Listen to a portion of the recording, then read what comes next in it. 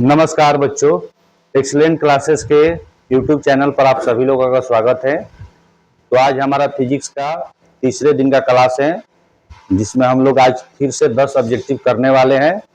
तो चलिए इस ऑब्जेक्टिव की शुरुआत करते हैं हम लोग। तो देखिए, सबसे पहले हम हमारे जो गणेश भगवान है, जो विनायक है, सभी प्रकार की विघ्नताओं को हरता है।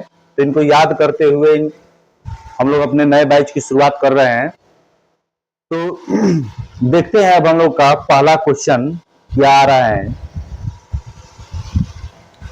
तो देखिए, ये हमारा पहला क्वेश्चन है कि किसी गोलीय चालक की धारिता समानुपाती होती है। अर्थात क्वेश्चन पूछ रहा है कि यदि मान लीजिए हमारे पास कोई गोलीय चालक है या गोलीय चालक है, तो इस गोलीय चालक की जो धारिता है, धारिता को सी से सूचित किया जाता है। तो गोलीय चालक की जो धारिता है वह समानुपाती होगी। किसके समानुपाती होगी? तो ऑप्शन दे रहा है त्रिज्या के, 1/ε0 के, 1/q के, या फिर इनमें से कोई नहीं। तो कौन सा ऑप्शन होगा? तो सबसे पहले हम देखते हैं कि गोलीय चालक की धारिता होती कितनी है। तो गोलीय चालक की धारिता का जो फॉर्मूला है वह C बराबर 4πε0 इंटू R होता है। अब इस फॉर्मूले की मदद से हम समझ सकते हैं कि फॉर्मूला में देखिए 4πε0, ये जो हमारा 4πε0 है, यह एक नियतांक होता है। तो नियतांक किसको बोलेंगे? नियतांक जिसका मान नहीं चेंज हो, जिसका मान बदलता नहीं हो।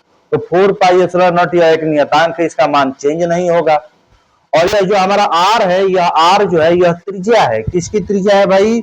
तो गोलीय चालक की। यह गोलीय चालक है, इसकी त्रिज्या है। तो R तो हमारा मतलब कि नियतांक नहीं है, R बदल सकता है।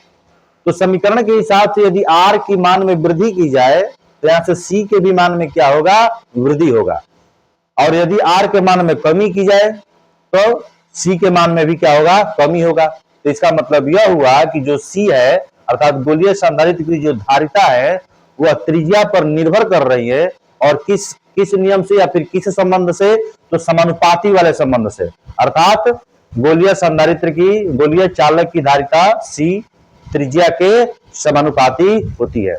तो कौन सा ऑप्शन होगा कि भाई किसी गोलीय चालक की धारिता समानुपाती होती है? किसके? तो गोलीय चालक की त्रिज्या की। अर्थात हमारा ऑप्शन ए होगा। तो चलिए नेक्स्ट क्वेश्चन की तरफ बढ़ते हैं। ये हमारा सेकंड क्वेश्चन है, बहुत बढ़िया क्वेश्चन है। सेकंड नंबर बोल रहा है कि दो संधारित्र की धारिता समान है।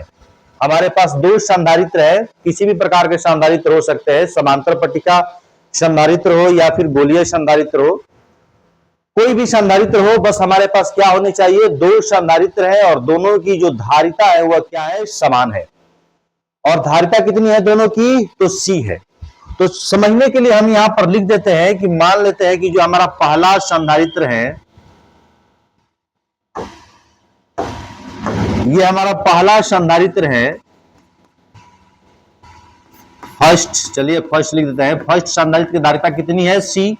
और जो हमारा सेकंड वाला संधारित्र है, इसकी भी धारिता C है। अब बोल रहा है कि दोनों श्रेणी क्रम में जुड़े हैं। किस क्रम में जुड़ा है भाई? श्रेणी क्रम में। तो यदि दोनों को श्रेणी क्रम में जोड़ा जाए तो जो समतुल्य धारिता होगी, वह समतुल्य धारिता का फॉर्मूला क्या होगा? समतुल्य धारिता क्या होगी? तो आप लोग पढ़े होंगे कि श्रेणी क्रम के लिए हमारा ये वाला नियम चलता है संधारित्र में। अर्थात यह वाला उल्टा होता है, जो हम लोग पढ़े हैं प्रतिरोध वाले में, उससे ठीक उल्टा होगा। 1/CS बराबर 1/C प्लस 1/C। अर्थात 1/CS बराबर C एलसीएम हो जाएगा, तो 1 + 1, 1/CS बराबर 2/C। अर्थात CS बराबर C/2। तो ये जो है यह समतुल्य धारिता का मान होगा। किसके लिए? दो धारिताओं के लिए जिनकी जो धारिता है, जो संधारित्र जिनकी धारिता जो है C है। अब समझो, ये दोनों श्रेणी क्रम में जुड़े हैं, तो समतुल्य धारिता ये हो गया। अब पूछ रहा है कि इनमें से एक संधारित्र के प्लेटों के बीच के परावैद्युतांक वाला माध्यम भरा हो तो समतुल्य धारिता कितनी होगी।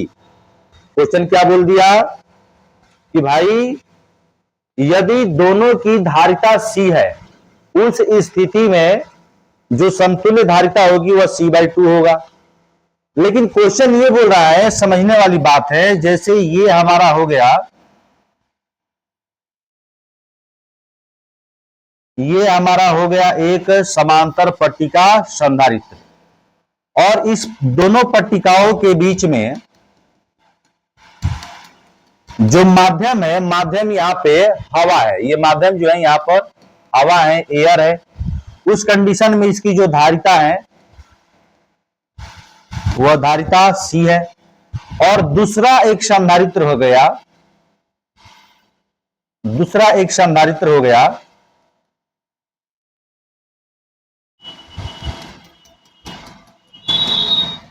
ध्यान देना, इसकी भी जो धारिता है ना, इसकी भी धारिता क्या है, C है।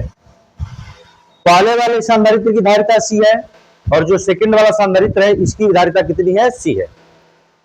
और यदि इन दोनों को श्रेणी क्रम में जोड़ा जाए तो जो समतुल्य धारिता होगी वह समतुल्य धारिता C/2 होगी।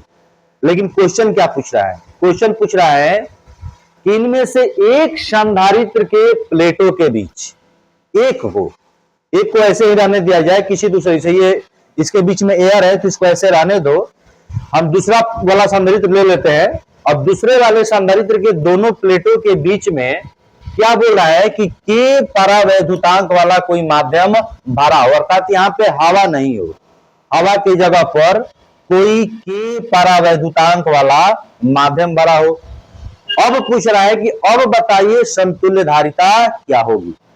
तो समझना, सबसे पहले इसकी धारिता क्या है, C है, और इसके बीच में यदि के परावैद्युत वाला माध्यम भर दिया जाए उस स्थिति में क्या होता है कि जो ये हमारा दूसरा वाला संधारित्र है इसकी धारिता अब K इंटू C अर्थात KC हो जाएगी, अर्थात इसकी धारिता K गुना बढ़ जाएगी।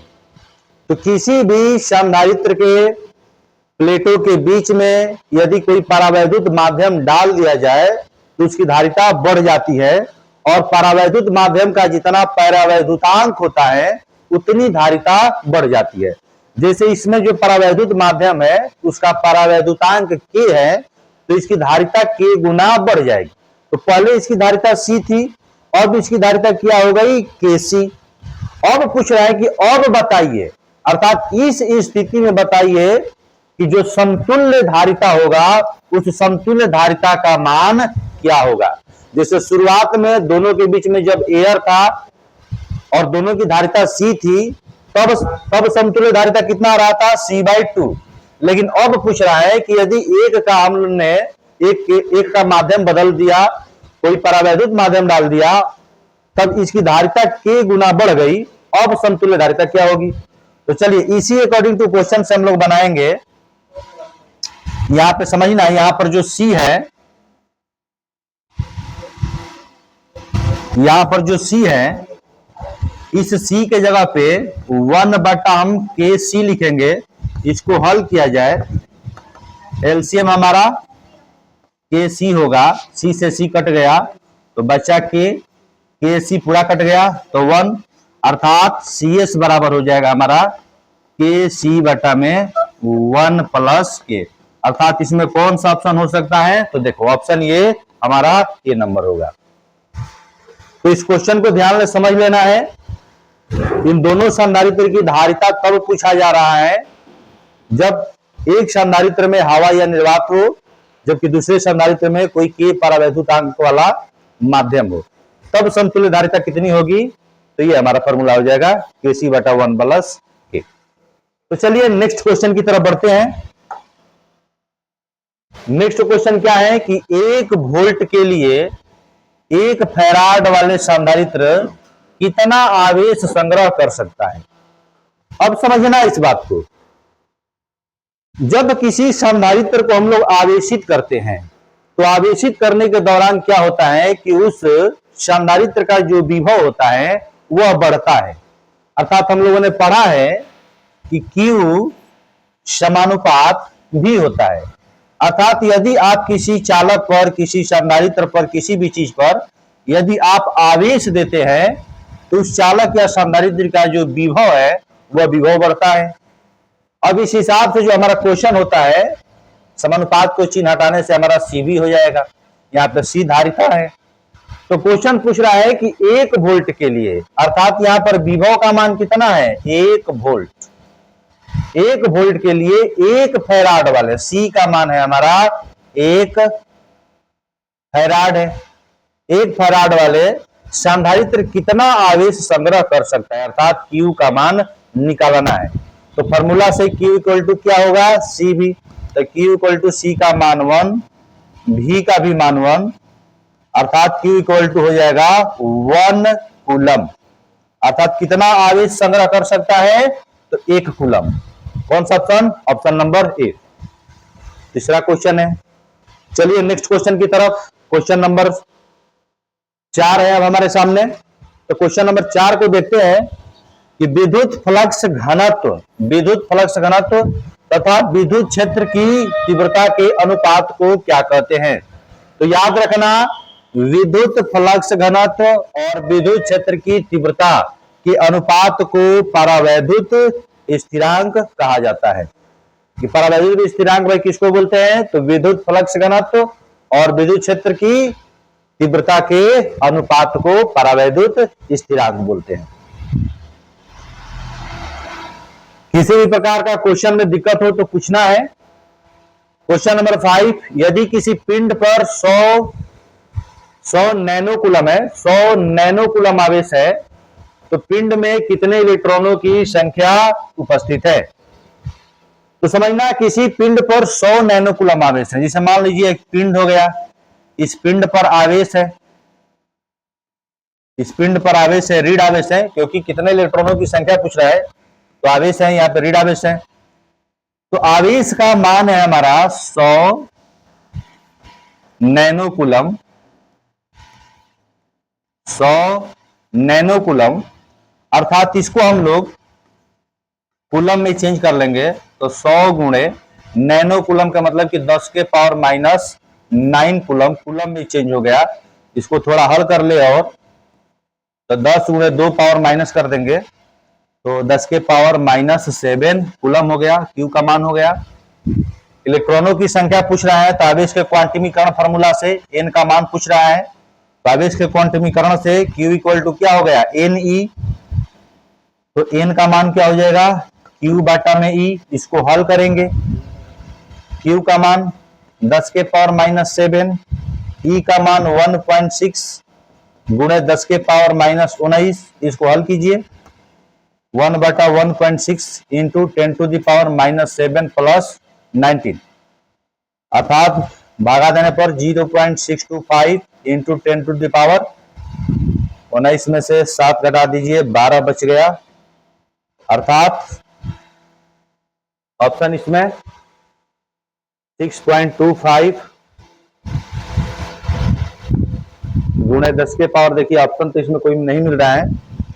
6.25 गुणे 10 के पावर 12, ये ऑप्शन होना चाहिए। अर्थात यदि यह देखें एनसी का मतलब होता है नैनोकूलम, ठीक है ना। 100 नैनोकूलम आवेश है, पिंड में निकाले गए या फिर पिंड पर उपस्थित इलेक्ट्रॉनों की संख्या पूछ रहा है, तो हम इसको बनाएंगे किस तरह से, आवेशों के क्वांटमीकरण से, अर्थात Q बराबर एन ई से। तो N बराबर Q बटा E हो गया। Q का मान 10 के पावर माइनस 7 हो गया, ठीक है। E का मान कितना रख ही दिए है, बस हम कैलकुलेशन मिला रहे हैं कि कहीं गलत तो नहीं है ना। तो कैलकुलेशन हमको ठीक लग रहा है, आवेश को हम ठीक ही रखे हैं, 10 के पावर माइनस 7 है ही, और E का मान ठीक ही है। यहाँ पे 0.2 भी पकड़ेंगे तो कोई दिक्कत नहीं है।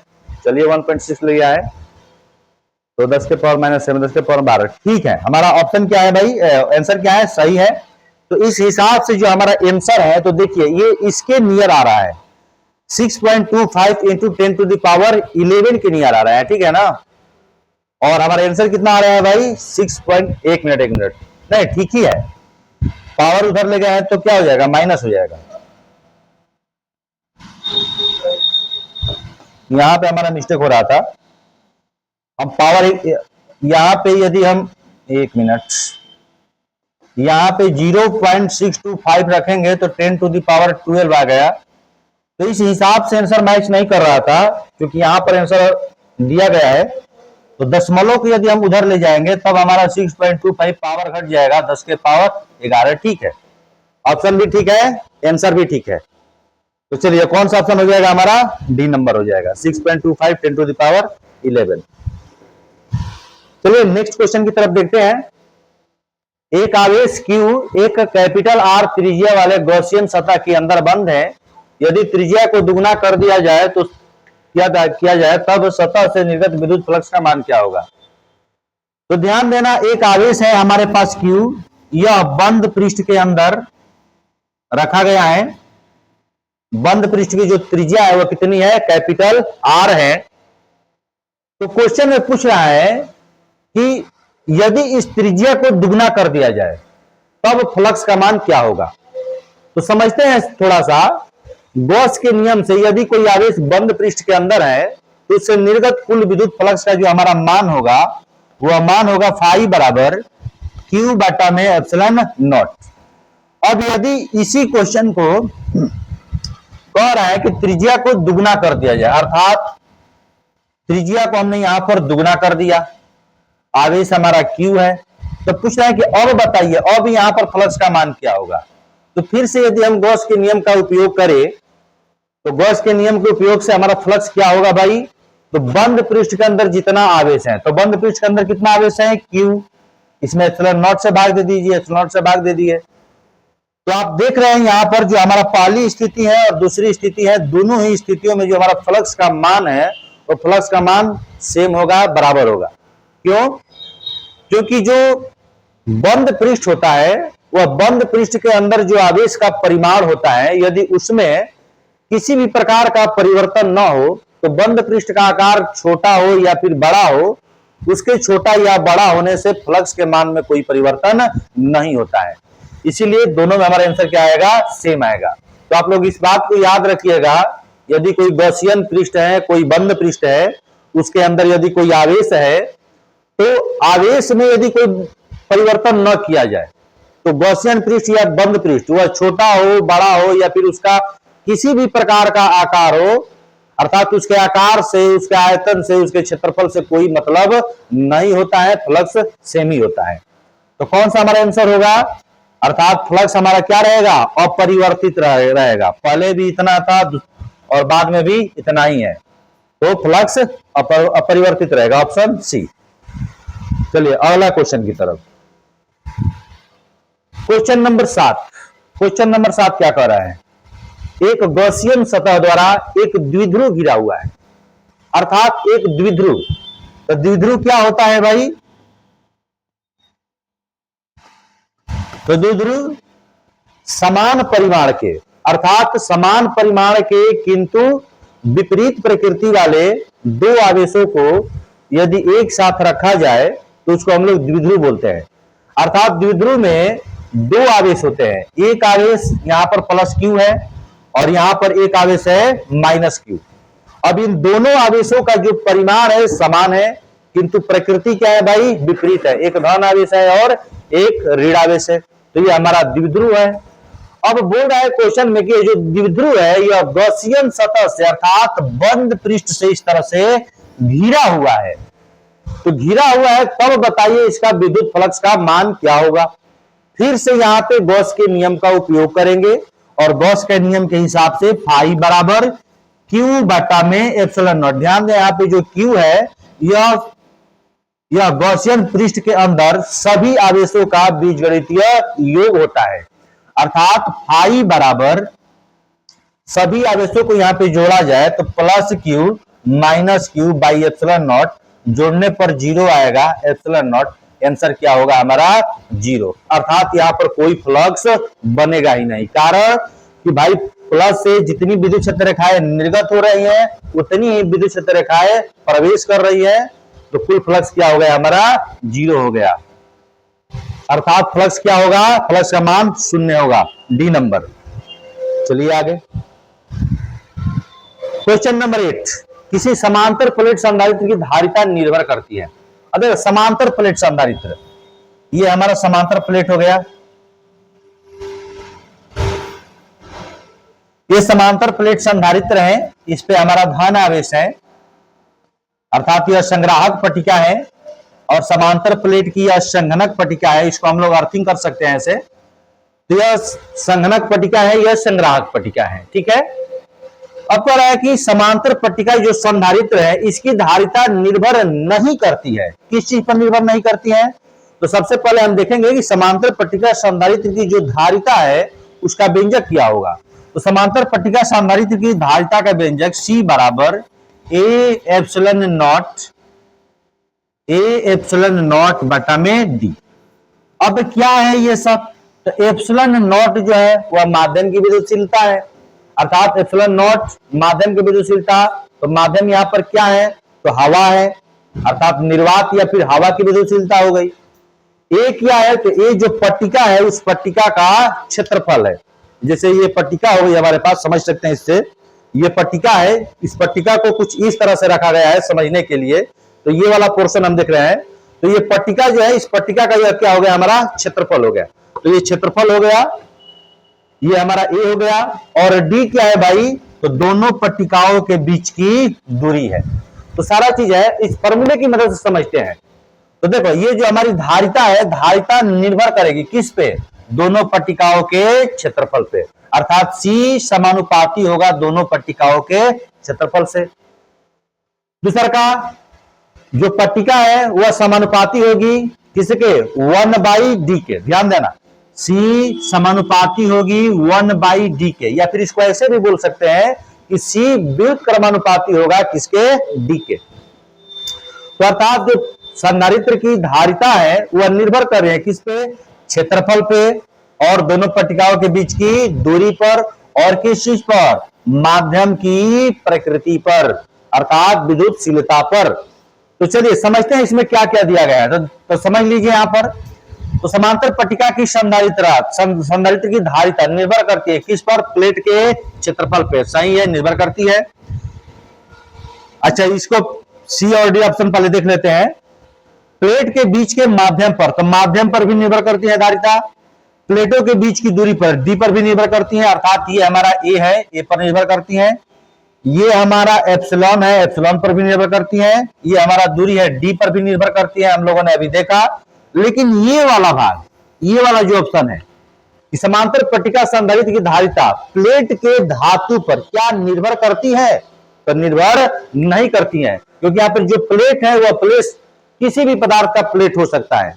तो प्लेट से धारिता का कोई मतलब नहीं है। तो हमारा क्वेश्चन पूछ रहा है कि समांतर प्लेट संधारित्र की धारिता निर्भर नहीं करती है किस पर? तो हमारा ऑप्शन होगा ये डी नंबर, हमारा ऑप्शन होगा ये बी नंबर, हमारा करेक्ट आंसर होगा ये वाला करेक्ट होगा। प्लेट के धातु पर निर्भर नहीं करती है। तो हम आशा करते हैं कि क्वेश्चन आपको बढ़िया समझ में आया होगा। चलिए आगे देखते हैं। क्वेश्चन नंबर 9, समांतर प्लेट संधारित्र द्वारा प्रति इकाई आयतन में ऊर्जा संग्रह कितना होता है? ये तो व्यंजक ही होता है, अर्थात हमारा कौन सा ऑप्शन हो जाएगा? तो ये वाला हो जाएगा, ठीक है ना, डी नंबर, अर्थात U बराबर half epsilon not E square. ये क्या है भाई? तो समांतर पट्टिका संधारित्र के अंदर ऊर्जा घनत्व का व्यंजक है, ऊर्जा का नहीं, ऊर्जा घनत्व का व्यंजक होता है यह। और यह 5 नंबर में अक्सर बोर्ड में यह व्यंजक जो है निकालने को पूछता रहता है। तो आप इसको बढ़िया से तैयारी करके रखिएगा, यदि पूछे तो आप उसको हल कर पाए। चलिए लास्ट क्वेश्चन है अब हमारा, लास्ट क्वेश्चन देखते हैं। लास्ट क्वेश्चन क्या बोल रहा है कि इनमें कौन सा संभव नहीं है? किसमें? Q बराबर NE में। ध्यान देना, Q बराबर NE। चलिए Q बराबर NE, यहां पे प्लस माइनस लगा दीजिए। ये फॉर्मूला किस चीज का है भाई? आवेश के क्वांटमीकरण का। तो इसमें जानते हैं कि Q आवेश का परिमाण है, E इलेक्ट्रॉन का आवेश है, और N जो है, N एक पूर्ण संख्या है, अर्थात N का मान 0 हो सकता है, 1 हो सकता है, 2 हो सकता है। आप लोग पढ़े होंगे कि कभी भी एक वस्तु से दूसरी वस्तु में इलेक्ट्रॉनों का जो स्थानांतरण है वो हमेशा एक पूर्ण संख्या के रूप में होता है, क्योंकि इलेक्ट्रॉन जाएगा तो पूरा जाएगा या फिर नहीं जाएगा। तो इलेक्ट्रॉनों का स्थानांतरण पूर्ण संख्या में होता है, इसीलिए यहाँ पे n का जो मान है 0, 1, 2, 3 ऐसे पूर्ण संख्या के रूप में हो सकता है। तो इसमें ध्यान देना कौन संभव नहीं है, तो ये वाला संभव हो सकता है। 4 पूर्ण संख्या है, 8 पूर्ण संख्या है, 100 भी पूर्ण संख्या है, लेकिन ये ऑप्शन सी एक पूर्ण संख्या नहीं है, दशमलव में है, यह पूर्ण संख्या नहीं है। तो हमारा कौन सा आंसर होगा? हमारा आंसर होगा सी नंबर, ये वाला सी इसका आंसर होगा। तो चलिए आज का सेशन समाप्त हुआ, 10 क्वेश्चन हो गया है। हम लोगों से जुड़ने के लिए धन्यवाद, इसी तरह जुड़े रहिए, सहयोग कीजिए, धन्यवाद, थैंक यू।